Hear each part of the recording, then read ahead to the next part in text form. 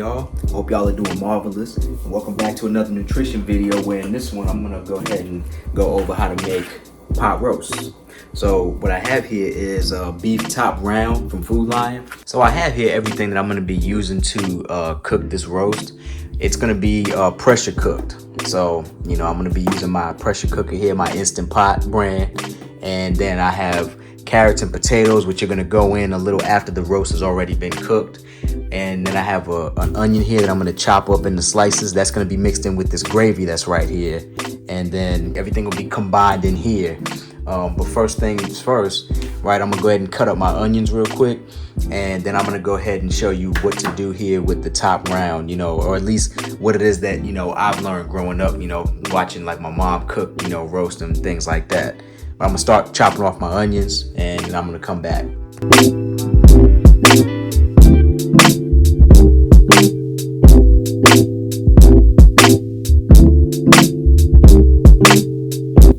All right, so now that the meat's been, you know, battered up a little bit, I'm gonna actually go ahead and transfer it over into this pan. But first, so I'm just gonna put some flour in here in this pan.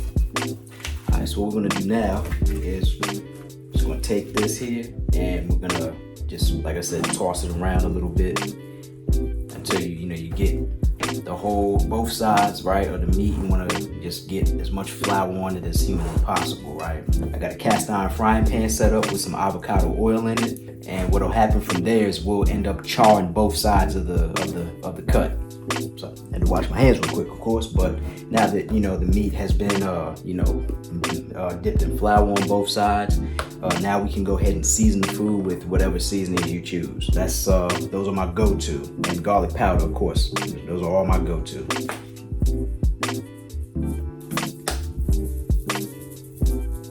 Once one side is, you know, nice and charred, we just flip it over for the other side. Should take maybe anywhere from like 5 to 7 minutes each side, roughly. So here we go.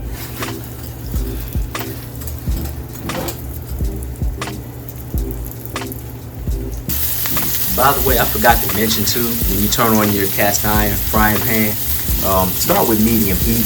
I'm gonna take my spatula, turn it over. We'll see what the side looks like right here. All right, yep. And see, that's what your side should start to look like when it's charred. And then again, you know, once the other side chars, I'm gonna take this, I'm gonna move it into my pressure cooker, which, by the way, if you're gonna use a pressure cooker to make this, you wanna make sure your pressure cooker, I wanna say it's gonna be anywhere between, see, mine is a 6.5 quart, and that's gonna be big enough for this. So I'll say 6.5 to about 8 quarts. If you have anything bigger than that, hey, that's cool too. All right, so both sides should be about good. Yep, so that's how you char both sides. So what I'm gonna do now is I'm gonna go ahead and move this into my pressure cooker. Now with that moved over, I got the McCormick's brown gravy. And I'm gonna go ahead and mix in here with what I have is about 1 cup of water. Mix all that, you know, real nice and good, you know.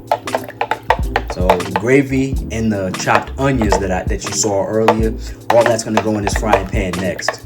And then once that's done, that's gonna all be combined in the pressure cooker. You're gonna go ahead and throw your stove on low heat and then go ahead and pour it in. And not like low heat. You see my stove currently is about at a 4, because mine has numbers. So my stove is, this burner here is at a 4. So not like low heat, but, you know, just a little lower than medium. Take these onions, go ahead and toss them in here as well.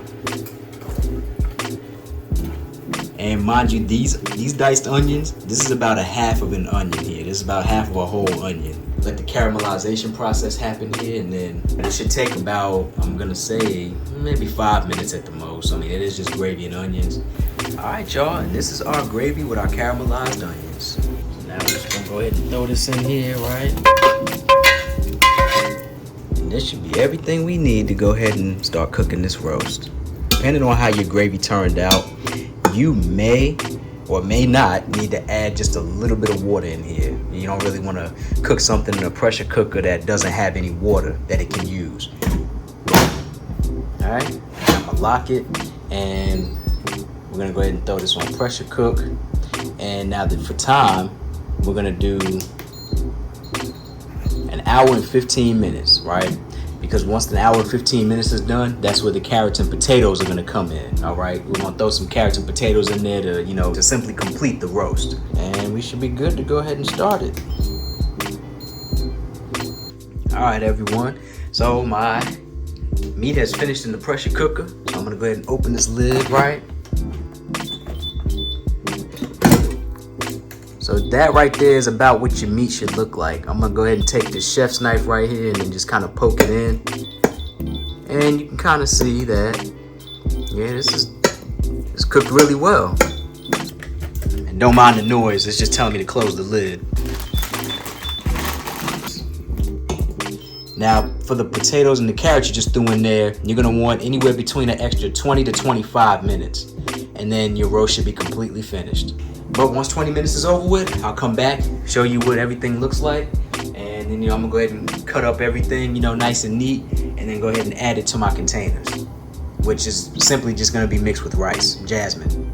All right, everyone, and my pressure cooker has finished with the carrots and the potatoes in it. So I'm gonna go ahead and open it up. Get up in there, and now you can see what, I know you see mostly potatoes and carrots, but the roast is up underneath here. That's what your roast here essentially looks like. So we have went from this to this right here.